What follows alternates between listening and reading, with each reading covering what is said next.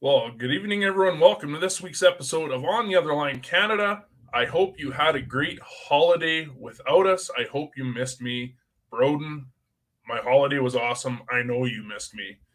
Mr. Yanitsky, good to see you online. It has been an awesome couple of weeks, but we're excited to start it all off the end of August with special guest Mr. Wes David.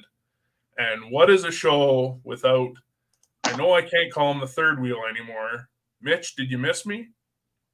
Yeah, kind of a little, I guess. Kind of a little, you guessed. Well, we're both busy.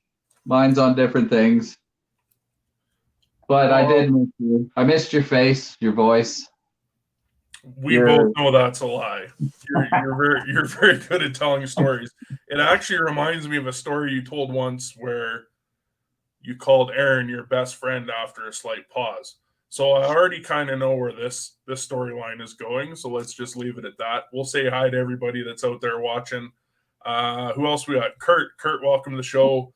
Good to see you typing again. Zach Davis, another guy that's out just having a stellar season. What has your last 2 weeks been like? I know you've been doing some fishing. I've seen some awesome stuff. What's it been like with the weather or the rain forecast? Because I know we're getting hammered here tonight. Yeah, it's gonna hit pretty good, I think. But we need it. It's not good for harvest, but yeah, it is unfortunate to see what it's doing for the harvest this year, isn't it?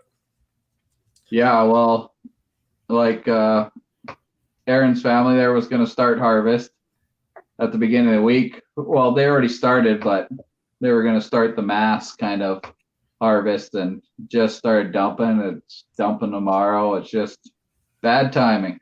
Real bad timing. Are they dealing with the stunted crops like they're in southern Alberta? Because I'll tell you what, man, the fields down here are taking a beating.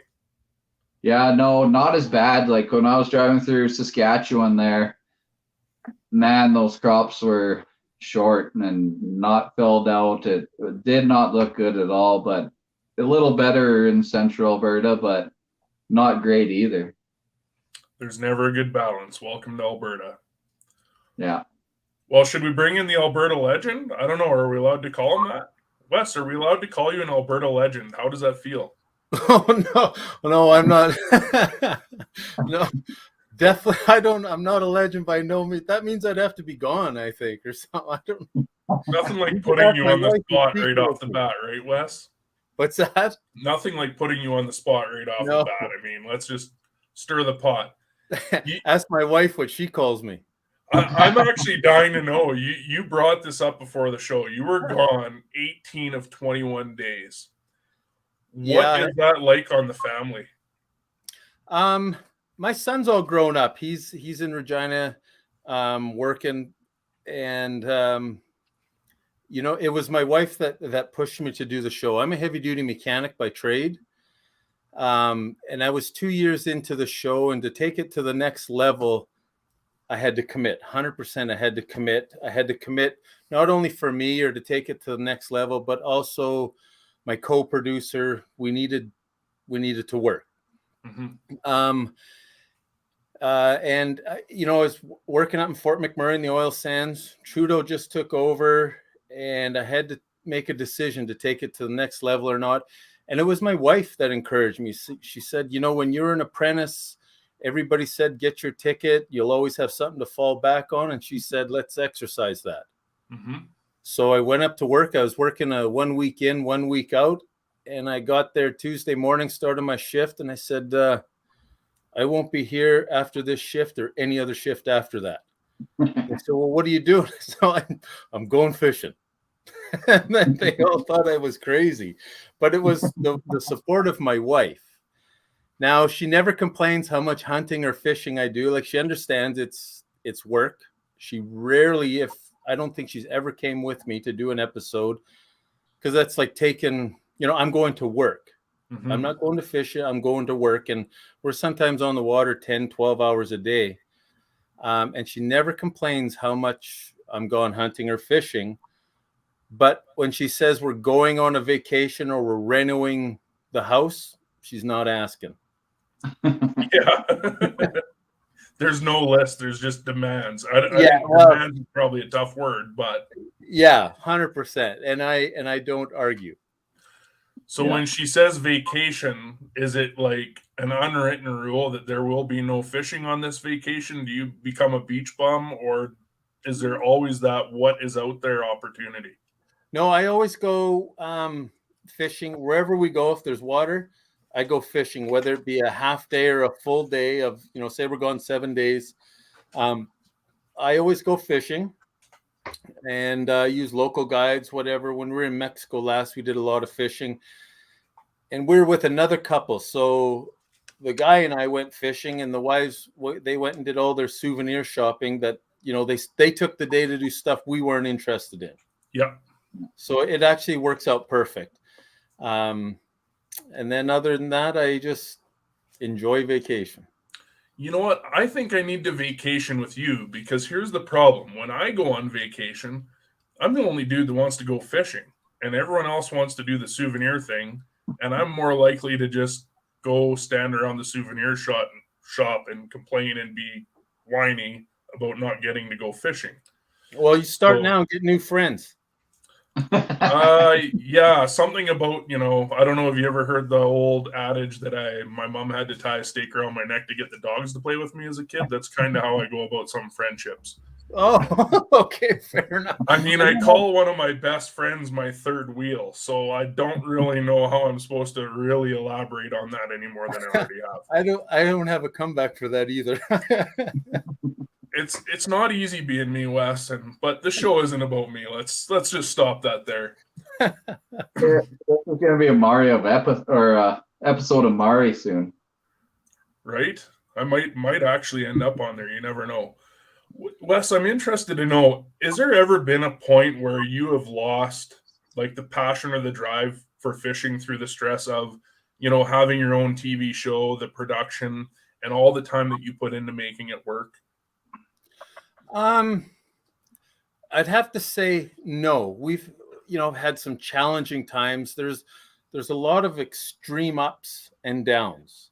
And I mean extreme, like you're flying high 1 minute and extreme lows the next minute. There's never been a time that I've wanted to quit or give up, but there's been times where, okay, I've had enough. We need to move on to something else and come back to this. Mm-hmm. The challenges, and I'm glad you said that. I appreciate that, Todd. The challenges and stresses of doing a show, because like off camera, we were talking, if you and I and Mitch went fishing and we don't catch a fish, we just come home, we have a beer and make up stories. Yeah. Where when you're shooting a show or doing a magazine assignment or a sponsor obligation, especially with the shows, like I commit to the networks. I pay for 13 episodes airtime up front. So I have to have 13 episodes. And if I don't, I still have to pay, plus I'm penalized. Right. And the biggest thing is like the US shows, they have 9 to 10 months to do all their episodes. We have 4.5, say even 5. Mm-hmm. So there's a lot of stresses, and my character, I put a lot of my own stresses on it. There's a lot of time on the road, on the water. Chuck, my co-producer, he's does all the editing. He's the master behind it. I just fish and say words. Yeah. And I believe that a producer, a host in this case, my personal belief, shouldn't do their own editing, because you look at yourself different or what's happening different, but it needs to come from an outside view to what the masses want to see. I love how you just put that, because really when you're looking at things and editing things of you, it's never going to be the way you want it.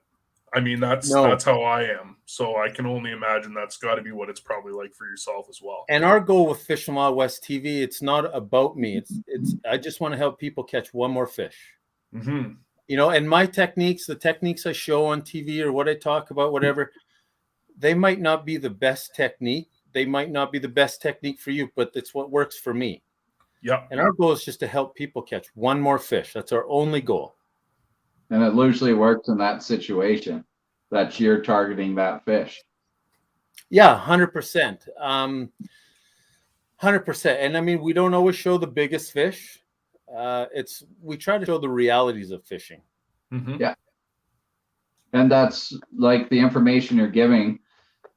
So many average Joes are just watching it, maybe starting off. You're giving the tips that are going to help them help their families catch more fish and make that special moment for them too. One of Todd asked me if I had a favorite episode, and I don't have one favorite, but there was an episode we did last year at Stock Trout Ponds. Now, I was really nervous about it. I'll be honest, really nervous about it. I'm supposed to be the fishing guru, and here I am at a stock trout pond. The one on the dock? Yeah. Yes. And to my surprise, it's one of our most responded to. And our goal with that episode was just to help parents and guardians take their kids fishing or help them teach their kids to go fishing. And I tried to do that episode for 2 years. I had to find a private pond, because public ponds and with the different legalities of shooting a show, you can't have kids on there. If a kid is seen, now you need paperwork filled out, and there's different challenges. So I had to find a private pond, and a friend of mine, become a friend of mine, provided, and we did that episode, and it was amazingly responded on. I was very grateful, very flattered. I kind of lied before the show started. I actually had 3 episodes, and the minute you mentioned that, I'm like, oh, I forgot one. I can't even imagine how many messages you probably got for people wanting to know where that was so they could try to find it. Yeah, it's actually, I had it cut and paste my reply, because I can't, it's a private pond, so I can't send people there. So You're right, it had thousands, so I just cut and paste because I couldn't type it out anymore. And as you and I both know, there's no fishing drama when it comes to Alberta fishery system, right? I mean, everyone's just giving pins and being friendly and not picking on each other. It's just camaraderie at its finest, isn't it? That's the response I would want, Wes. Thank you. I asked you this before the show, and you already kind of touched on it. Are you allowed to have a favorite episode? Because to me, I watch a lot of your shows. I know I sound like a fanboy right now, but it's the information that I get from it. Do you ever have episodes where you're like, man, that was one of my favorite trips? I know they're all going to be your favorite, but anything that sticks out in your mind in particular? Well, first, thanks for watching. I know one person's watching. I don't know. I don't have one favorite. I'd have to say, if I had one favorite, I can't say I have one favorite, but I have, like I just explained about the trout pond, just ones that stick out different for, whatever reason. Of course, then I have my least favorite. I really like, my favorite episode is when I come across where I felt like I've helped one more person catch a fish. Those are my favorite. Of course, I like it when, all of a sudden you set the hook on a monster walleye or lake trout, whatever the case. Of course, I mean, that's good on camera, but that's not the reality. So my favorites are when I feel like I've helped educate. Yeah. I mean, and of course, you know, the different trips you get to go on with Serengeti Fishing Charters or Adventure Destination International in northern Saskatchewan. And those are all great, but I love the drive to lakes as well. Yeah. For example, Todd, we talked about the Manitoba, the river, the freshwater drum with Don Lamont. I did. With Don. I had such a fun time doing that episode. He is such a character. It like our cameraman Chuck, he had to put the camera down and like scold us like kids to smarten up. We were just having such a fun time, and it was so that's one that stands out. It was an episode I told you I've watched probably 6 to 8 times before Adam and I went to Manitoba, because I'm like, man, I got to catch one of these drums. They look insane. And to see how nonchalant Don was in that episode about like, oh yeah, there's one, Wes. Yep, there's another one. It was so cool. Yeah. He's quite a character. We become good friends, and I really cherish his friendship. Yeah, I can imagine. And I mean, the other great thing about the show as well is that, you know, there's a lot of places where I have fished or I'm familiar with. To see you out filming, like the episode with Andrew for tiger trout was like awesome. To be like, I've fished there before. I know exactly where that was. And just to see the experience and the handling, you know, is such an important part that you make in your shows, which we really feel on the show is something that we need to drive home with anglers. You know, we see it all the time on social media about poor handling skills or not knowing your regulations properly. Yeah, it is. You're 100% right, Todd. There's some challenges there. And we do our best, and we don't do everything right either, but we do our best to help, you know, protect the fish, protect our fisheries, and help educate. And that's really all you can do at the end of the day. Try to be a pioneer of the future, right? Yes, sir.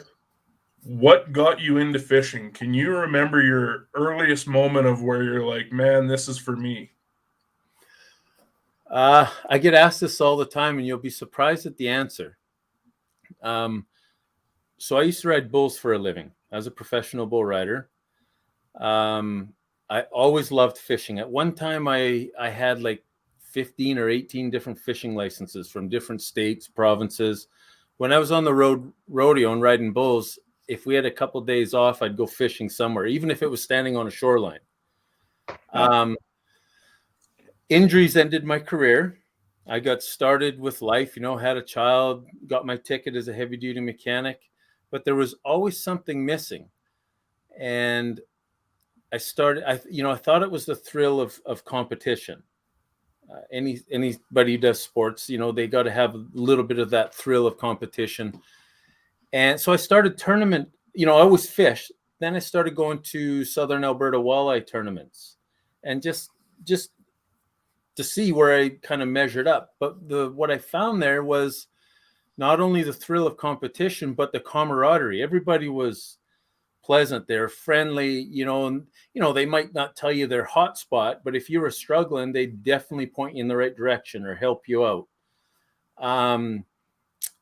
So I found that the camaraderie and that thrill of competition with tournament angling. And then I started writing for magazines at the same time and doing different things. And they just kind of grew together. And then the next logical step was to do a show. I was approached by a production company to do a show, and I enjoyed it. I had my struggles the first year, but enjoyed it, and then started my own production company. Mm-hmm. And here I'm talking to you guys. Because you can never have enough to do, right? There's always got to be something else. Oh, yeah. I think we booked this a month and a half ago. I think 3 irons in the fire isn't enough. We need 6. Yeah. Yeah. Well, you got to have something to do. I think we're all like that just a little bit. Once you start something, you just have to take it to that next level. That's the and I found with COVID during lockdown, you find something. Okay, you couldn't go do this, so you find something to replace that. Then you couldn't go do this, so you find something to replace that. When things opened up, I had 12 replacements and 15 things I had to get back to. So now it was a real juggling act to, you know, and they all somehow tie together. So they all got to be managed. Yeah. Yeah, I think management is the hard part. If I'm to use an example, I have a playground Marcy built that she purchased that has taken almost 3 months for me to build in the back because I see shiny things all the time. So I have to bounce around between projects and one thing never gets done. How she puts up with it, I don't know. Maybe she needs to do what your wife does and not really suggest things. Just Put her foot down. yeah, you could say that. Talking about restrictions and stuff, Wes, as far as your experience when you're going into a lot of these lodges, especially the setup that you have with Adventure Destinations International, why don't you tell us a little bit about that? So I've been working with Adventure Destination International for 4 years. They're amazing people, great company. They have Thompson Resort out of Missinippi, Saskatchewan, and then they have the one all-inclusive lodge, brand new lodge this year. It was opened up. They've had it for, I don't know, since the 60s, but they built a brand new lodge at Twin Falls. And we got to do there. I narrated an episode from there. It's beautiful. Man, I could pack all my stuff and move there. Oh, beautiful.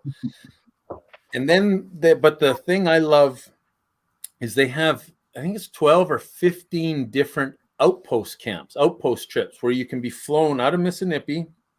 Yeah. You can be flown into these different outpost camps. And some are day trips. Some you can be left there for as long as you want. And the fish are untouched. There's boats, motors, cut wood, gas, everything's there that you need. You bring in your own food, your own fishing equipment, and you're on your own. They're all self-guided. So you get out there and you just forget the stresses of the real world and you get to fish. And then you just take in even nature. I mean, of course, you got the biggest refrigerator outside the door, so you can have walleye or pike, whatever you want for supper. The one we just come back from, blueberries were in season. So, and we knew that going in. So we took a bunch of, oatmeal and porridge, and we had fresh blueberries on our porridge every morning. It's just little things that, people talk about eating organic, but are they really? Till you get out there and it's, and there's even some mushrooms but I didn't play around with any mushroom. But they're to go do those trips with Adventure Destination International, the fishing will take care of itself. There is untouched fish and monsters. But learning this year, both Chuck and I said we're going to slow down a bit and enjoy the experience. And we did. We had there's a wood burning stove in camp, so we make sure we lit that. We had a fire outside one evening and cooked our fish over the open fire and had our favorite adult beverage and just slowed down and took it all in. And actually, we ended up filming a lot of it, and it's turned out amazing. Yeah, there's something about being able to document the experience. So I'm wondering, if you're not filming for the show, does that mean you're stuck filming Chuck do his thing to prove that he can outfish you, or how does that work after hours? No, he won't. I own a lot of equipment I don't know how to turn on, and he won't let me touch it. And that's not a lie. I got to hold the camera once while he got out of a boat. I was pretty shocked he even allowed that. And Chuck is so disciplined. He's an avid outdoorsman himself. He hunts and fishes, but he's really an amazingly knowledgeable man, and techie, really techie. And he will not fish. Matter of fact, we fished up there at Adventure Destination International that we just got back from. He fished 4 or 5 hours for the first time in probably 2 years. Wow. Because we were done. He said, okay, I've got everything I need. And we have a checklist. We follow our checklist and our procedures. And once that's all checked off, if we have time, then he'll fish, but not a minute before. And I've tried to convince him to fish, but not a minute before.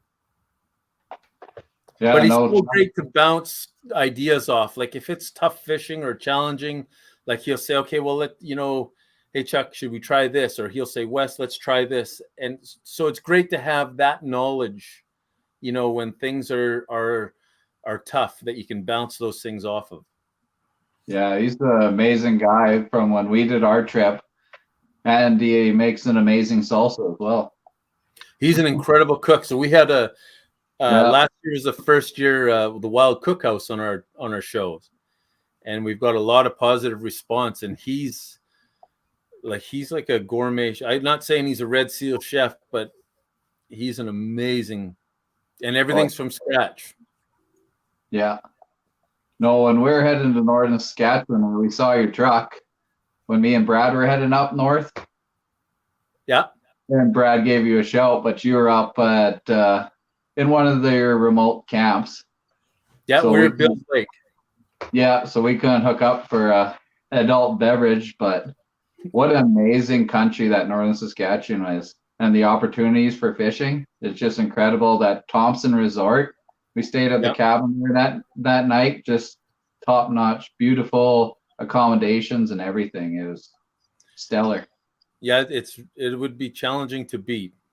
And it's so easy to, once you turn off the main highway and you're an hour there at Mississippi, it's so easy to forget the outside world and the stresses of the outside world. Yeah, for sure. You can Are go you on. saying there's no cell service? No, so at most of them, 99% of them, Mississippi there is, but at all the outpost camps there isn't. However, where we were at Bill's Lake, we were 80 miles cross country from I think Rabbit Lake Mine. Oh yeah. And so we had like 1 or 2 bars. The uranium mine there. Yeah. Yeah. So it was pretty neat. Leave it to a guy on a fishing show to be more concerned about cell service than the experience. Hey, no. I'm all for no cell service. All my friends know me as the guy that needs to fish within cell service. I do not know what it is, but Mitch is still shaking his head every time I say it. You don't need somehow check in with my wife, I'm happy. Yeah. So you mentioned Bill's Lake. You did the Grand Slam, which is your pike, walleye, grayling, and laker. How hard was that to achieve? I know you mentioned earlier it's just a lot different than it is for most places, but was it an easy accomplishment or a lot of work? No, it wasn't easy, but it wasn't a lot of work either. Again, untouched waters, but we put it all on camera too. So there was add to the challenge of the Grand Slam, then add to doing a show. So there was those challenges. The walleye and pike, that was the low-hanging fruit. But the pike had to be, we added to our, because we got there and I threw a lure off the dock and caught a pike. So we added, it's got to be 40 inches or plus. Right. So again, went to the shallow bays, 9 or 12 feet of water off the rocks, very little weeds in that Bill's Lake. And I made 11 casts and caught 2 pike over 40 inches and 2 more around the 30 inch. Wow. So that was like, I don't know. Okay, well, that's luck. Now we gotta, we'll go for the walleye, and we knew where the walleye would be, just understanding the species. So the first day we had 2 knocked off the list. The walleye, or the northern pike, was caught with a number 2 Len Thompson lure, which is, it's a staple for northern pike. It's incredible lure. And then with the Snake Eyes Big Sky jig with a paddle tail from Big Bite Baits. And that's all we did. We just dropped these down. We're fishing current for walleye and used a heavier 1/2 ounce Big Sky jig and just in that current. And they loved it. We had 2 walleye right away that joined us as the guest of honors for supper. But the walleye action was nonstop. The next day we knew what would be harder would be the lake trout, and we knew the lake trout were in there, but it'd be locating them on the big water, deep water. So I 3-way rigged until I located, we caught a small lake trout within half hour, 45 minutes. And then I set up on them, and I brought in some small electronics. I set up on them and used jig the big spinnos down into the rocks, and the narrow profile of the spinnos, I could hit in the rocks and I wouldn't hang up as much. Right. And I ended up taking. I didn't weigh any of them. I ended up catching 4 or 5, a couple small ones, and one really nice one. I'm guessing 18 to 20 pounds, and another one was probably 10 pounds. So then we left the hardest for last, and that was the grayling. Yep. And we went back to the river system and walked up the river system, making casts for about 500 feet. Bear spray on my hip, close at hand. And finally got up to a spot where the trees opened up, and I just had my spinning gear. And I'm just guessing it's probably 3 feet of water, fast moving current. And I threw in the bingo bugs from Lucky Bug Lures. And it's like a little fly, but it's got the same nose as, say, a crankbait.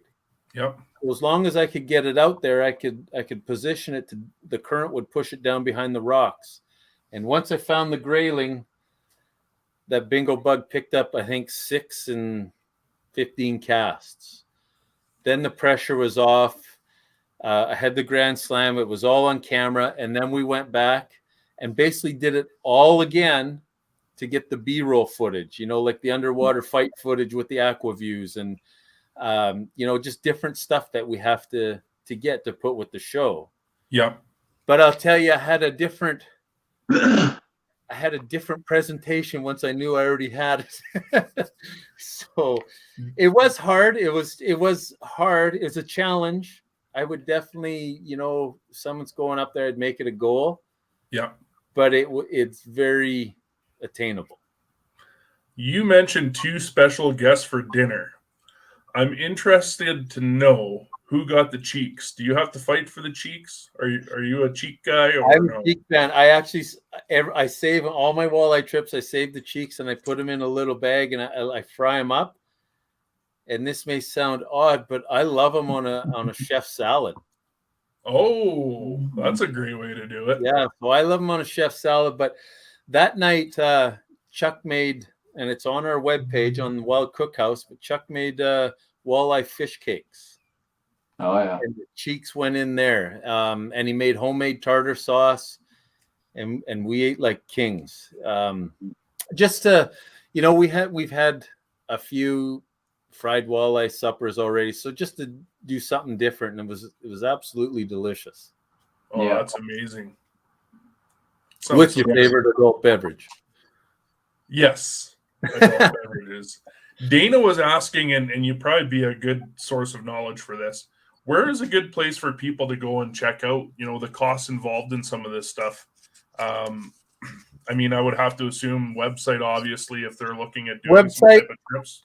Yeah, so for example, Adventure Destination International, you can go to their website and they have the 12 or 15 outpost camps, or they have the all-inclusive Twin Falls, or right at Mississippi, you can rent boats and guides and go on Otter Lake. So they have the means to put any kind of package you want together. They have day trips where you can fish Otter Lake one day and then fly out to a lake that's 15 minutes away and it'd be all lake trout, or maybe there's a pike and walleye one that's 20 minutes away. And then they come back and pick you up in the evening. Or you have where you and a couple buddies, 4 or 5 buddies, I think each cabin can accommodate up to 8 people.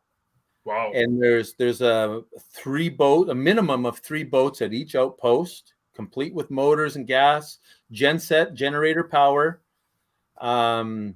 So there's fridges there in each camp. There's freezers, and it's an amazing experience. And you can put together, all of them.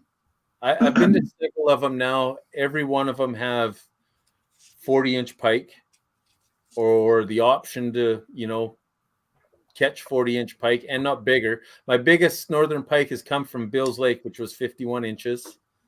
Wow. And then I think all of them have walleye. There's the lake trout. There anything you want to put together, any package, any goals that you have, they can help you achieve them. You mentioned 51-inch pike.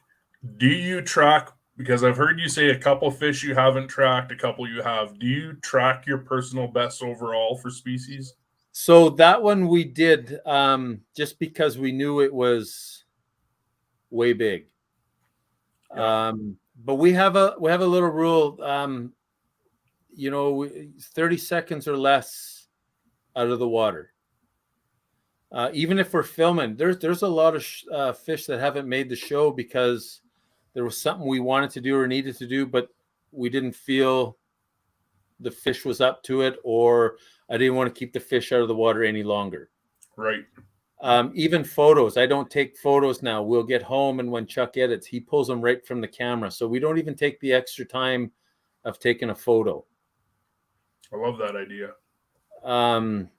So that one, because we knew he was big, we took a measurement of him. Mm-hmm.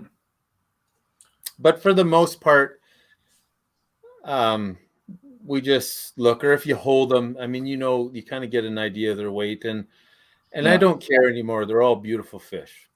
Do you track species that you've caught? Like, do you have a list of this is what Wes wants to catch that he hasn't yet?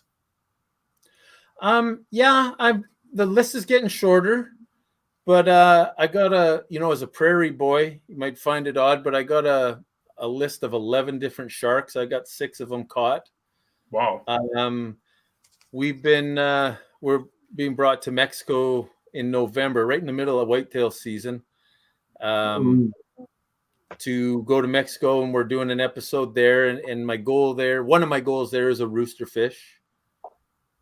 So yeah, I mean, I always have, different goal, different species, that sort of thing.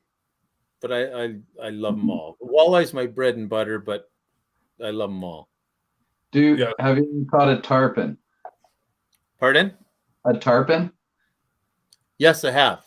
Oh, that's going to be my fish this winter. Okay, perfect.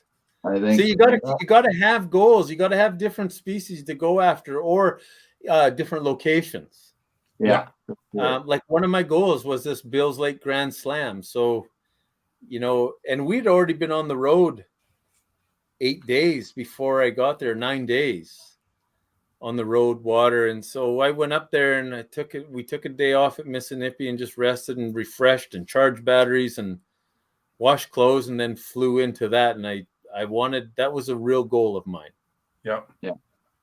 Well, it's just the adventure and the environment you're in. It's just spectacular is half the enjoyment of fishing, I find.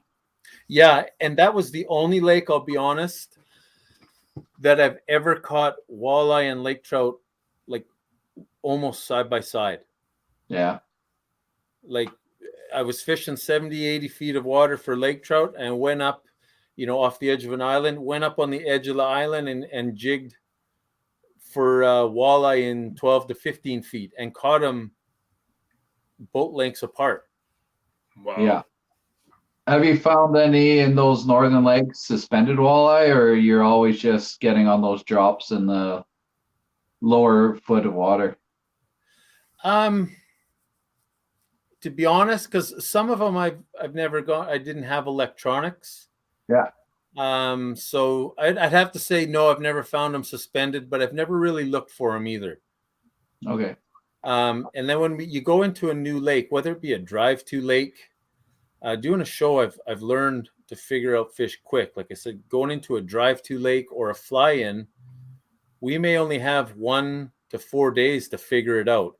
So knowing what I know about the targeted species, I go to key spots for that time of the year. Exactly. Plus, it's got again, it all goes back to what do anglers want to know? If I came to this lake and I only fish 2 or 3 times a year, what can I help that person? What can I show that person to help him catch fish quicker, or more fish, or one fish? Definitely. Yeah. Do you find that a lot of the methods are relatively the same when you're hunting for them? The reason I'm asking you this, Wes, is I would have to say probably 5 or 6 years ago, I saw one of your presentations when you're at the outdoor show. And what I loved about it was you talked a lot about finding walleye through bottom bouncing and how you target them based on even a competition event, and how you will really identify areas that they're in by doing that method. So bottom bouncing for walleye is one, and it's for lake trout too. So 3-way rigging. you're actually finding active feeding fish. A lot of people don't realize when they bottom bounce, their bottom bouncer may have come through 50 fish before one bites it. Mhm. So you're just setting up you're just trying to find active feeding fish. So like a big sky worm harness, you can move through a lot of fish in a lot of different areas. And once I find a fish, a walleye, I'm a jig fisherman at heart. So once I find them, I'll set up over them. You'll see me on the shows a lot of time, vertical jigging. Once you find them, they'll even the fish that are in a negative or a neutral feeding pattern, I find they'll take a stationary bait and over a moving bait. So the key is just finding them, and that bottom bouncing. I mean, it's a great way to find active feeding fish.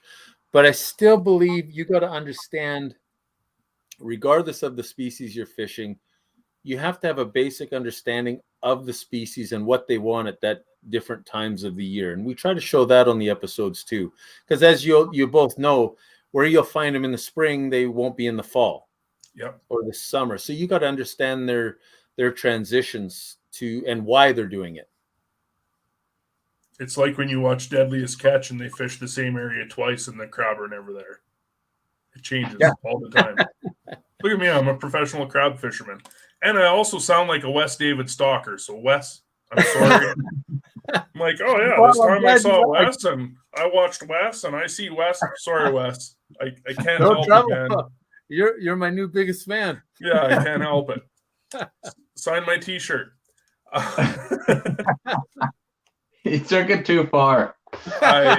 You know what? Is there really ever an episode where I don't take it too far? I'm even making Mitch blush at this point. It's just getting downright creepy.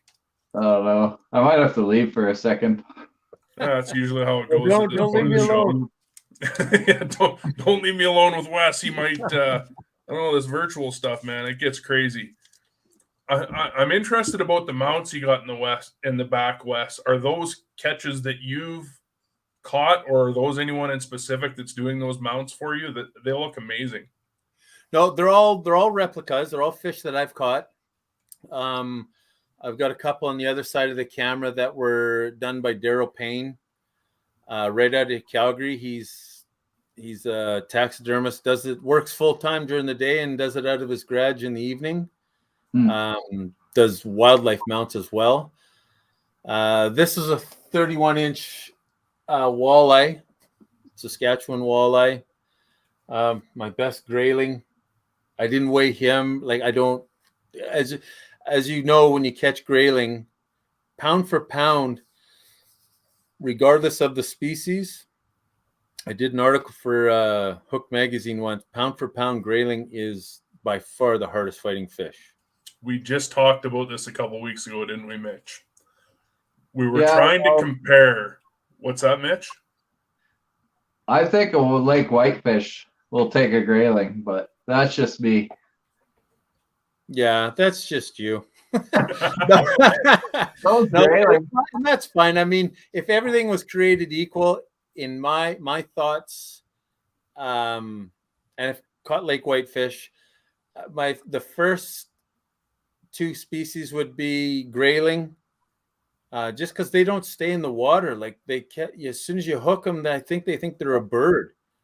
Oh yeah, and as soon as you get them in your hands, they're just like. Yeah, they never ever stop. Like they never quit fight ever, and they're hard like a football, like hard as a rock. Yeah. And then smallmouth bass. Yeah. Incredible fighting fish. And I mean that's all things being equal. If they're all 2 pounds and you use the same line.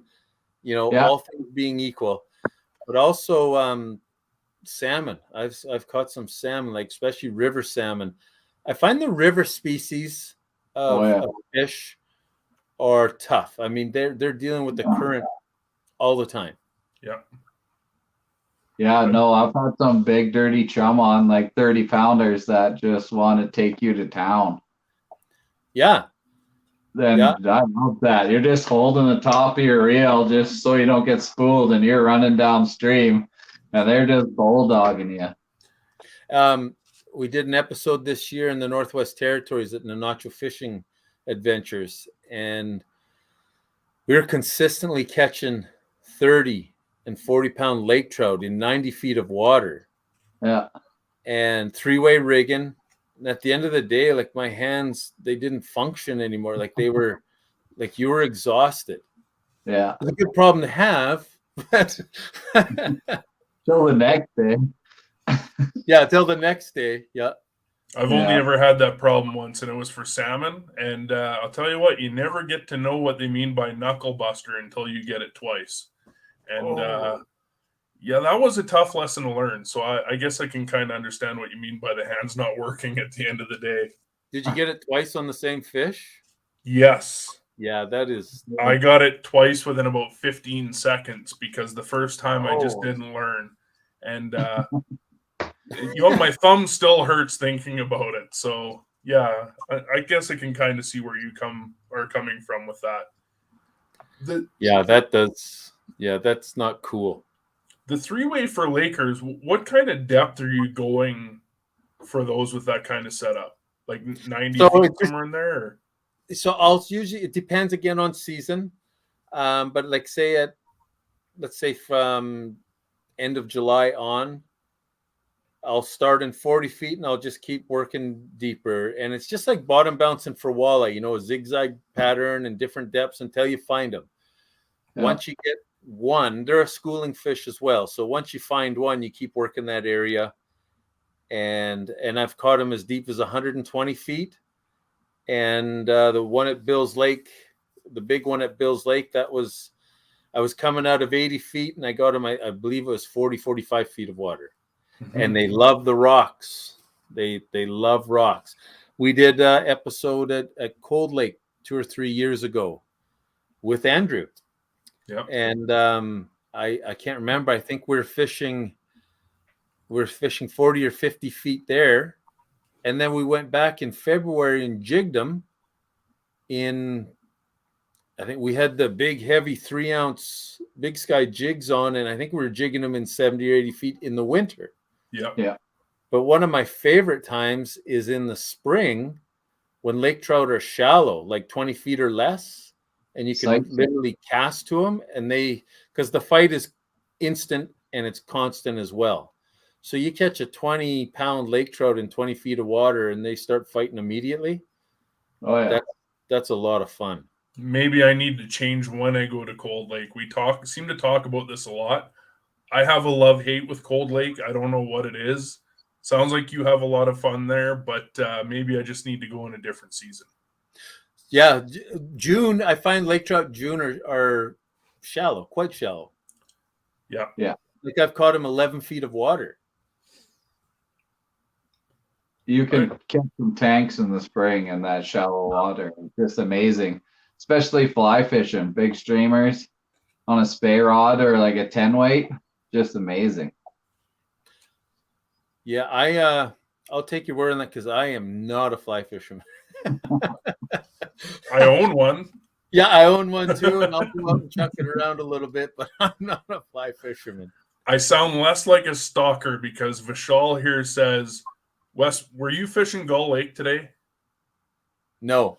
Okay. Well, Vishal, you're wrong. He says he saw you fishing Gull Lake with Chad earlier today, but no.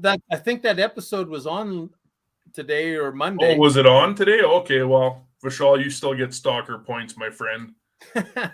I think that episode was on last night or today, maybe. I have to check my PVR. I haven't been on there for about a week. I was on holidays. Ask him. We did an episode with the MMA fighter, I think is what he's talking about. Oh, yes. I think I've seen, did it? What am I thinking of? I don't know. I got so many Wes David videos pre-recorded. And your wall of VHSs is just awkward. We got your poster on my ceiling here too, but that's a whole nother show. Dana's asking if there's a special way to burp lake trout if they're 40 to 50 feet deep. Yep. So when we're fishing them that deep, I like to use a reel counter reel, And if they're 40 feet to 30 feet, I'll bring them up about 10 or 15 feet and just let them fight there, and you'll see the bubbles. Yeah. If I'm bringing them out of deeper water, like let's say 50 to 90 or 50 to 100 feet, I bring them up until I got 30 yards of line out because I'm reading it on my reel counter, and I just let them hang there until the bubbles come up, and you'll feel them. They'll hang there, and there'll just be a steady pull, and then the bubbles come up, and then the fight starts again. Yeah. The head shake. That's whoever that was from. That's a great question, and it really shows that he wants to take care of the fish he's catching. Yeah, and I don't know. There's something about that gurgle. I know ice fishing them. I love that. And it's one of the hardest things to do. Like, you got a 20-pound or better lake trout, even if it's a 5-pound, and then you hold them there. And sometimes it'll be a minute or two. Yeah. And you hold them there until the bubbles come up. And all you want to do is bring that fish up and see it. So it can be challenging that way too. But that was a great question. Yeah, Vishal's confirming it was on TV. So again, you still get stalker points, but it was your episode that was on TV today, Wes. So that guy. So we were talking about he was going to Vegas to fight. Yeah. COVID hit that fall. He's down there right now making up for that fight. Oh, well, everyone should check that out then. Yeah, tomorrow, Tuesday, he fights Tuesday. I think it's on TSN 1 or 2. Oh, amazing. As far as episodes, Wes, like how far in advance do you have? I know you mentioned 13 episodes for a season. How far in advance are you planning? Like, are you planning a season ahead, 2 seasons ahead? What's the process? 2022 is already booked. And we've got 4 episodes already booked for 23. Wow. So we book quite a ways in advance, and I have it's just very flattering that people want us to come to their water body. We're now on 5 networks, including the World Fishing Network, Sportsman Channel Canada is the major ones. Yeah. We have a huge following in the US. It's just very, very flattering that people want us to come there. We're careful now. Different lakes we go to, just because the lake's got to be able to handle the pressure after the show airs. Mm-hmm. So we're really careful about that too. Like, we just won't go to a lake. We do our research on the lake, and we're really careful. And again, it's just flattering. Yeah. With the new COVID stuff, I know a lot of outfitters and guides concerned about how the border's gonna be within the next month-ish. So there's a lot of worried outfitters. Do you think they're gonna close that border, or what's your thoughts on that? Well, our side's open. Yeah. And they have every right to be. And that, Todd and I were talking about that, and the outfitters have every right, and I feel for them. This year we did way more episodes at lodges or fly-in or self-guided, everything in our power to help support them. Like, you talk about small business, and my wife says, well, let's go to such and such restaurant tonight and support small business. 100%. I mean, that's been a real eye-opener in how important small business is. But we all got to remember, as anglers, or those that are thinking of doing a trip, guides and outfitters are small business as well, and they're seasonal. Mm-hmm. So if you ever had a fishing trip on the back burner, book it now and help support those guides and outfitters, just so that they're there when things get back to normal. They're still there. Definitely. And I mean, they work their tail off. If you want to hunt and fish more, don't be a guide or outfitter, because I can't believe how hard they work. And they're hardworking people, and a lot of them is small business, family owned. So book your trip now. Wherever you want to go, whatever you want after, book it now. I've always said I don't think it could be a guide or an outfitter. I feel like I would just stress out too much. 100%. And how they handle that stress. And you know, like what the farmers are going through with the crops right now. It's very similar. BC, all those houses getting burnt. It's crazy. And like the government's not taking care of their outfitters either. They're not getting any money. It's a shame. I wish our government and those, and I'm not saying any bad, don't write in whatever, but I wish our government and I wish those outside of the hunting and fishing world would see the numbers on how much money is brought in by hunting and fishing and guides and outfitters and even kayak hiking, like the outdoor sports. When you come and book a trip, you're going to the gas station, you're going to the grocery store, that's all coming into other small business. And that money, like it's in the millions. People don't realize it's in the hundreds of millions. And that's brought in by hunting and fishing. And hunters and anglers and farmers and ranchers are the best conservation-minded people out there and put the most back in to the land or to the wildlife or the animals. And they need the support. They need, people need to realize what we do and what they do and how important it is to the whole economy. You can't have one without the other. People need to understand that. Absolutely not.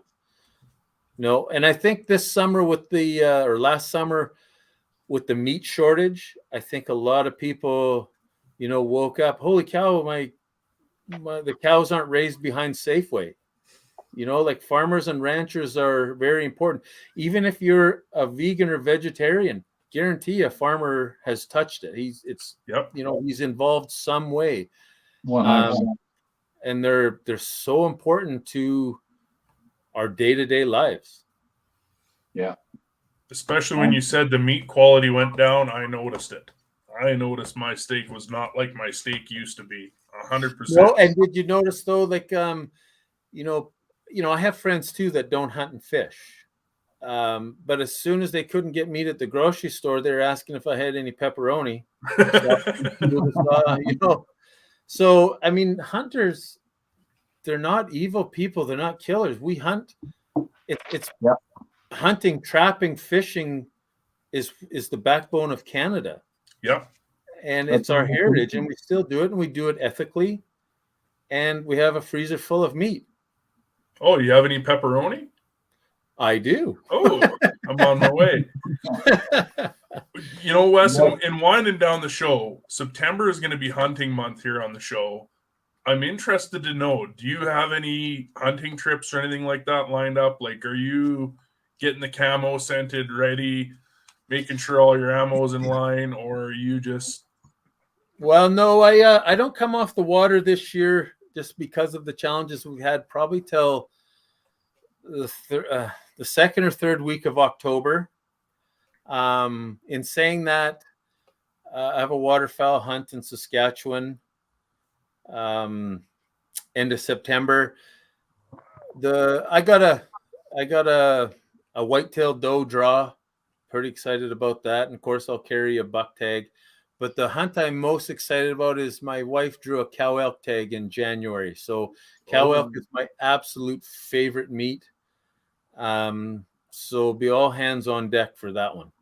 You and I both. I love elk, man. Yeah.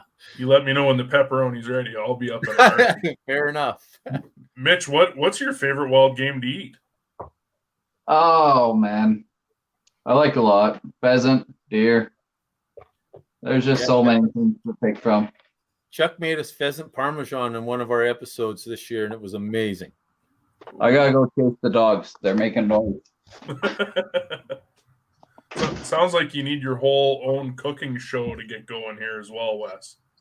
Oh, you never know. That could be in the works. It could be another iron to add to the fire, right? Yeah, could be another iron in the fire. So elk in January, which will be awesome.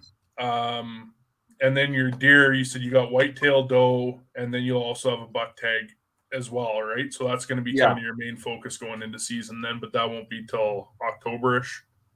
Yeah, and my nephew drew he's got a mule deer doe tag down south, and I'm really He asked if Uncle Wes would take him. So that's, as I get a little older, hunts have a lot of different meaning for me too. Mm-hmm. We've been asked to do hunting shows. We've been approached by sponsors to do hunting shows, and we've just chose not to, because that's our time. Chuck and I hunt together, and that's our time. Cameras down. I'll do whatever I need for a magazine assignment, but no, that's our time, and we just want to focus on Fishing Wild West TV. Yeah, everybody needs their wind down time, right? I mean, that's what it's all about. Ice fishing's mine, so that's just the way it goes. See, and as I get older, I'm not as much into ice fish. I don't even like answering the door in the winter. Well, Amber had mentioned on here I need to try an overnighter. Amber, I've done overnighters on cold, and I'm done. I'm done. No more They're little cool. spoon in tents with no heat with my best friends we're still best friends. Anyways, that's a whole nother show again. Wes, I really want to thank you for joining the show. It's been an absolute pleasure. How can people reach out to you if they're not already following you on social media? Where can people find you? Social media, through the webpage. And I answer every single person who reaches out. I might not answer it immediately. It might be a day or two, but I'll get to it. I answer every single one, and I answer it. Including automated messages about private ponds. I got the message on that one. Done deal. I won't message you. That'll be cut and paste. Yes, cut and paste. Well, Wes, thanks again. It's been awesome having you on the show. We do a little bit of a wrap up at the end if you want to stick around. I guess I call it fishing after dark now, as someone pointed out. Mitch, how can people find or not want to find you? You can find me at Northwest Mitch on Instagram or Facebook now, Northwest Adventures. And if you need to get a hold of me for some guided trips, Alberta fishing trips. Amazing. You can find me here every Tuesday, 7 p.m. Next week's guest, you've never heard of her. I know Wes has never heard of Lisa Roper. Lisa Roper will be back to launch Hunting Month in September.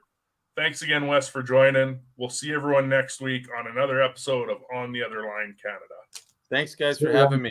You bet. Bye-bye.